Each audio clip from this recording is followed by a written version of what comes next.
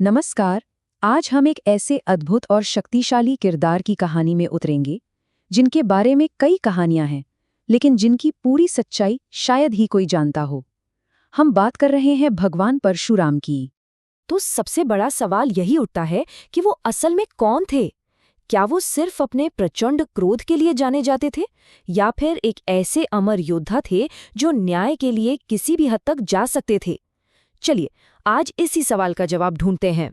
देखिए, इस कहानी को समझने के लिए सबसे पहले ये जानना होगा कि परशुराम कोई साधारण ऋषि या योद्धा नहीं थे। वो स्वयं भगवान विष्णु के छठे अवतार माने जाते हैं और उनकी कहानी की शुरुआत भी यहीं से होती है, उनके इस दिव्य स्वरूप से, उनकी उस पहचान से जो उन्हें सबसे अलग बनाती है। परशुराम चिरंजीवी हैं, मतलब वो अमर हैं। ऐसी मान्यता है कि वो आज भी पृथ्वी पर महेंद्रगिरी पर्वत पर तपस्या में लीन है। जरा सोचिए, एक ऐसा अवतार जो आज भी हमारे बीच मौजूद है। यही बात उन्हें बाकी अवतारों से एकदम अलग बना देती है। लेकिन उनका नाम परशुराम कैसे पड़ा, जबकि उनका असल नाम तो कुछ और था? और उनकी उस असीम शक्ति का राज क्या था? तो देखिए, उनका जन्म ऋषि जमदग्नि और माता रेणुका के घर हुआ था, और उनका मूल नाम राम रखा गया था। उन्होंने भगवान शिव की इतनी कठोर तपस्या की, इतनी कठोर कि स्वयं महादेव उनसे प्रसन्न हो गए, और उन्होंने राम को अपना अजय शस्त्र, एक दिव्य फरसा दिया जिसे परशु कहते हैं। और इसी परशु को धारण करने की वजह से राम परशुराम कहलाए। अब आते हैं उनके जीवन की एक ऐसी घटना पर जो सुनने वालों को आज भी हैरान कर देती है। ये उनके पितृभक्ति की शायद सबसे कठिन परीक्षा थी। हुआ ये कि एक बार उनकी मां रेणुका का मन एक पल के लिए विचलित हो गया। ऋषि जमदग्नि ने अपनी योग शक्ति से ये बात जान ली, और वो इतने क्रोधित हुए कि उन्होंने अपने सभी पुत्रों को अपनी ही मां का वध करने का आदेश दे दिया। जब बाकी सब भाइयों ने मना कर दिया, तब सिर्फ परशुराम ने पिता की आज्ञा को अपना धर्म समझा और वो कठोर काम किया। उन्होंने अपनी मां और आज्ञा ना मानने वाले भाइयों दोनों का सर धड़ से अलग कर दिया।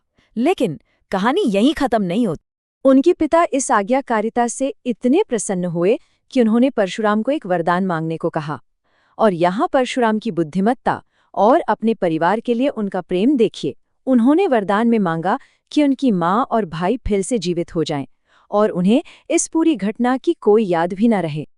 अब कहानी उस मोड़ पर आती है जिसने परशुराम को एक ऋषि से अन्याय के खिलाफ लड़ने वाला एक महायोद्धा बना दिया। तो इस सब की शुरुआत हुई एक घमंडी राजा सहस्त्रबाहु के अहंकार से। उसने ऋषि जमदग्नि के आश्रम से उनकी दिव्य गाय कामधेनु को जबरदस्ती छीन लिया। ये एक शांत ऋषि का बहुत बड़ा अपमान था।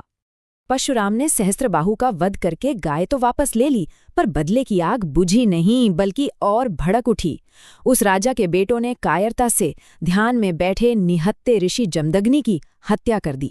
और जब परशुराम आश्रम लौटे और उन्होंने अपने पिता के शरीर पर 21 घाव देखे, तो उनका दुख और क्रोध एक ऐसे ज्वालामुखी की तरह फट पड़ा जिसकी किसी ने कल्पना भी नहीं की थी। और बस उसी पल उन्होंने शपथ ली, अपने पिता के शरीर पर लगे हर एक घाव का बदला लेने के लिए उन्होंने इस धरती को 21 बार उन अहंकारी और अत्याचारी क्षत्रियों से मुक्त किया जो अपनी ताकत का गलत इस्तेमाल कर रहे थे। परशुराम की कहानी किसी एक युग की नहीं है। वो त्रेता युग में भी थे और द्वापर युग में भी। चलिए देखते हैं इन दो युगों में उनका क्या किरदार था। तो एक तरफ त्रेता युग में जब श्रीराम ने शिव धनुष तोड़ा, तो परशुराम क्रोध में उनके सामने आ खड़े हुए, लेकिन श्रीराम की दिव्यता को पहचानकर शांत हो गए। तो दूसरी तरफ द्वापर युग में उनका रूप बिल्कुल अलग है।